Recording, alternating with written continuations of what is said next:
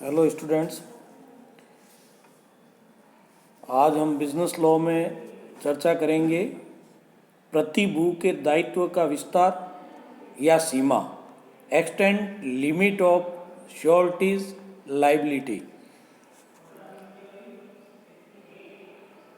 अनुबंध अधिनियम की जो धारा 128 है उसमें कहा गया है कि प्रतिभू का दायित्व मूल ऋणी के दायित्व के साथ समविस्तरण या सविस्तृत होता है जब तक कि अनुबंध में इसके विपरीत कोई व्यवस्था न हो।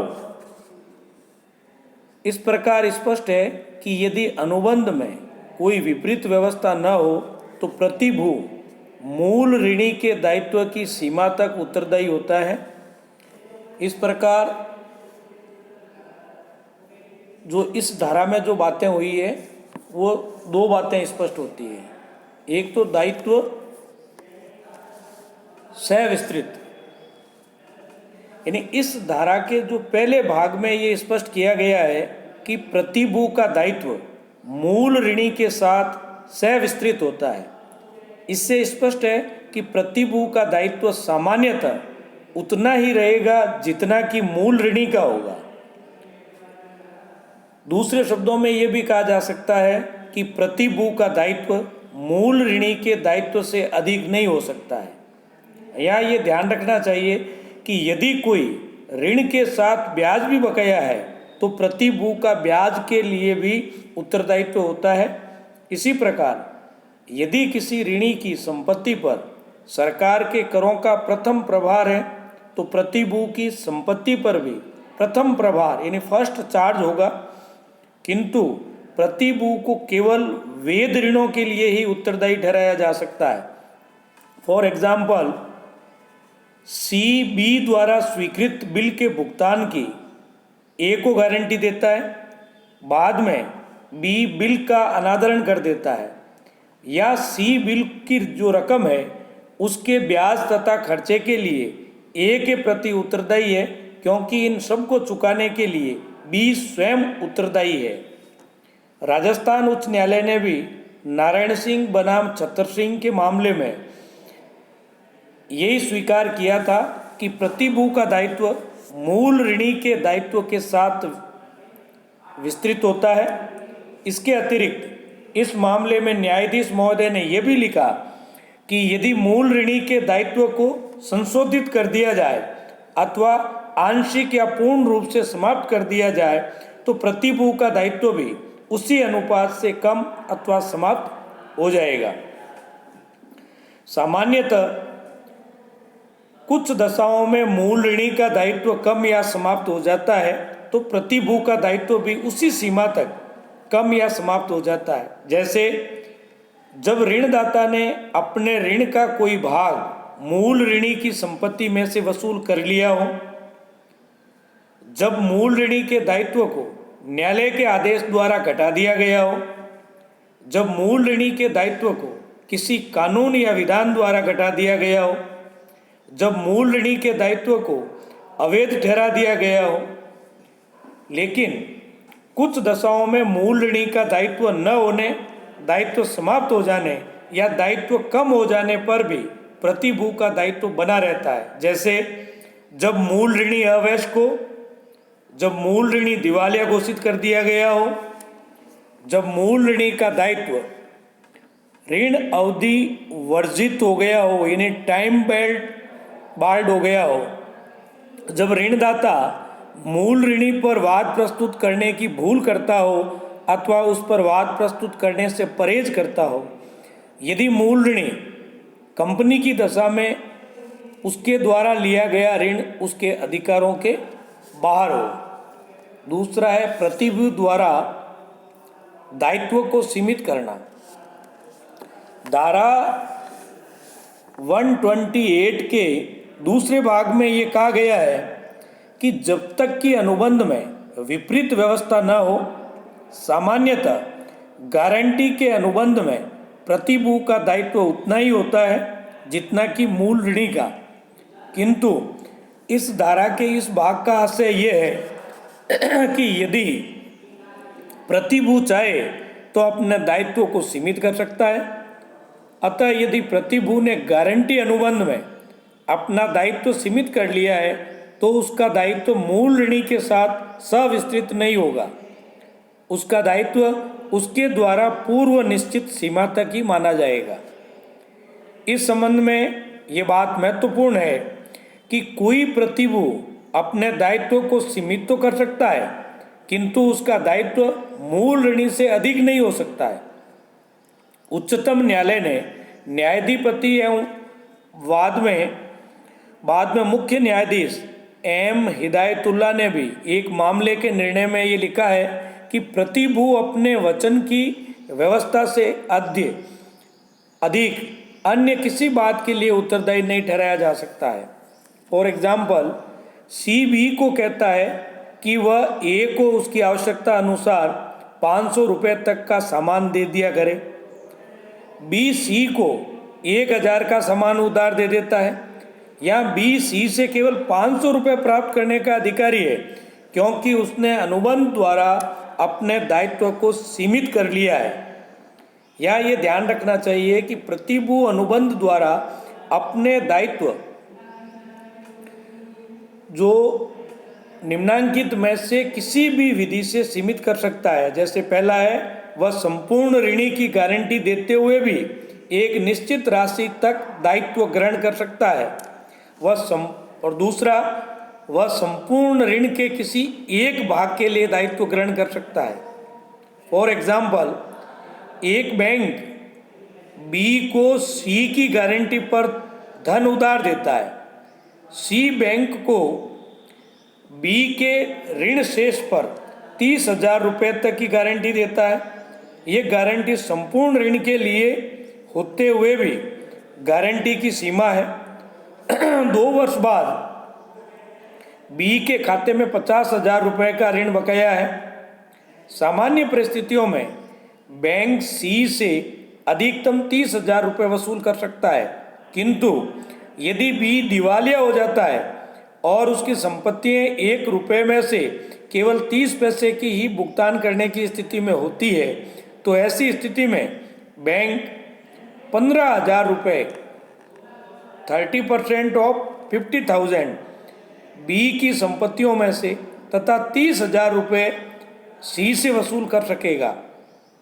बैंक को 5,000 रुपये की क्षति उठानी पड़ेगी। सी को बी की संपत्ति में से कुछ भी नहीं मिलेगा, क्योंकि बी की संपत्तियां तो बैंक का संपूर्ण ऋण भी चुकाने की स्थिति में नहीं है। सेकेंड एग्जाम्पल, एक बैंक बी को 50,000 रुपये का ऋण देता है और सी उसकी 30,000 रुपये तक की गारंटी देता है। ये संपूर्ण ऋण के एक भाग के लिए गारंटी है। सामान्य परिस्थितियों में बैंक सी से 30,000 रुपये तक वसूल कर सकता है, किंतु यदि बी दिवालिया हो जाता है और उसकी संपत्तियां 1 रुपये में से 30 पैसे ही चुका सकती है, ऐसी स्थिति में बैंक 30,000 रुपये सी से तथा 6,000 रुपये 30% ऑफ 20,000 बी की संपत्तियों में से वसूल कर सकेगा, किंतु सी भी एक सामान्य ऋणदाता के रूप में बी की संपत्तियों में 9,000 रुपये 30,000 का 30% वसूल कर सकेगा, क्योंकि प्रतिभू भी भुगतान के बाद ऋणदाता का स्थान ग्रहण कर लेता है। अब इसमें प्रतिभू के दायित्व की प्रकृति,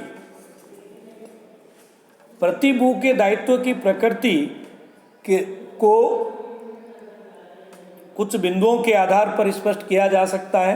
जैसे पहला है, अनुबंध से दायित्व की उत्पत्ति।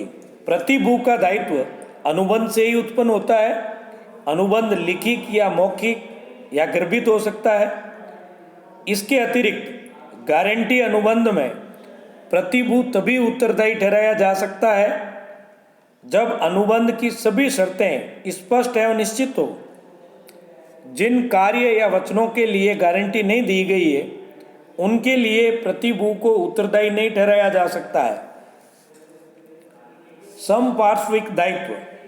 प्रतिभू का दायित्व समपार्श्विक या संयोगिक होता है, वह प्राथमिक रूप से अनुबंध के लिए उत्तरदायी नहीं होता है।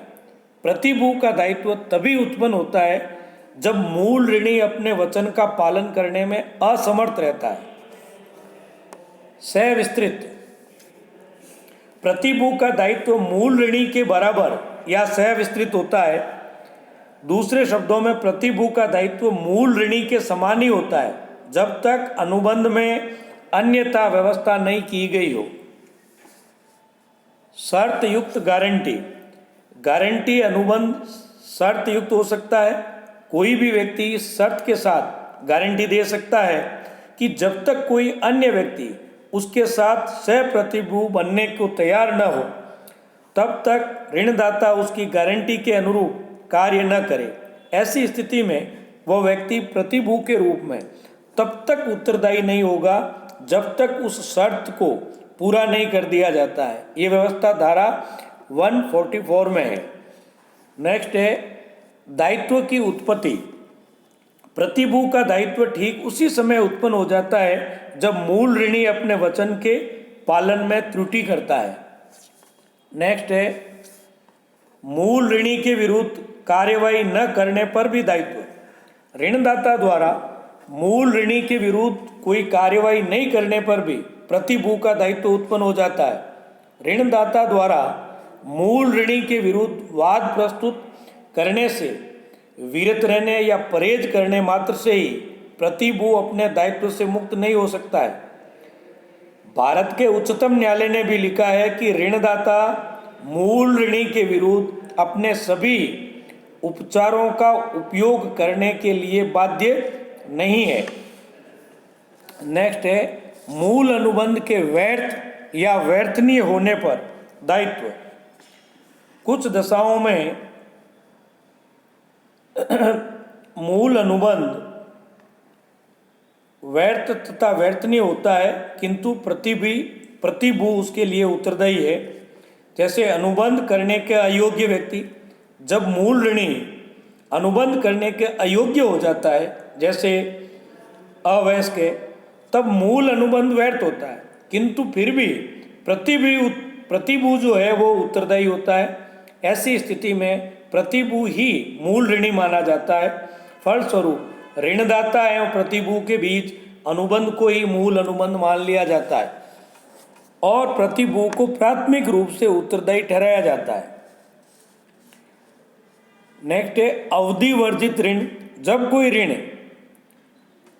अवधि वर्जित हो जाता है तो भी मूल ऋणी अपने दायित्व से मुक्त हो जाता है किंतु प्रतिभू अपने दायित्व से मुक्त नहीं होता है। मूल ऋणी का दिवालिया होना। मूल ऋणी के दिवालिया होने से मूल ऋणी तो ऋण मुक्त हो जाता है किंतु प्रतिभू अपने दायित्व से मुक्त नहीं होता है। इसी तरह मूल ऋणी की मृत्यु हो जाने से भी प्रतिभू अपने दायित्व से मुक्त नहीं हो पाता है। नेक्स्ट है चालू गारंटी की दशा में प्रतिभू का दायित्व सौदों की श्रृंखला तक रहता है। यद्यपि प्रतिभू सूचना देकर या अन्य परिस्थितियों में अपने दायित्व से मुक्त हो जाता है। नेक्स्ट है प्रतिभू के दायित्व की समाप्ति। जब मूल ऋणी का दायित्व किसी विधान द्वारा समाप्त या कम कर दिया जाता है तो प्रतिभू का दायित्व भी समाप्त हो जाता है। नेक्स्ट है अवैध गारंटी की दशा में दायित्व मुक्ति। जब गारंटी अवैध होती है तो प्रतिभू अपने दायित्व से स्वतः मुक्त हो जाता है। एंड लास्ट है इसका साधन न होने पर दायित्व। यदि प्रतिभू के पास आर्थिक साधन न हो तो भी उसका दायित्व बना रहेगा। ऐसी स्थिति में न्यायालय दंड प्रक्रिया संहिता CRPC के प्रावधानों के अनुसार आदेश जारी करता है। इसके परिणाम स्वरूप प्रतिभू को गिरफ्तार किया जा सकता है और उसे सजा भी दी जा सकती है।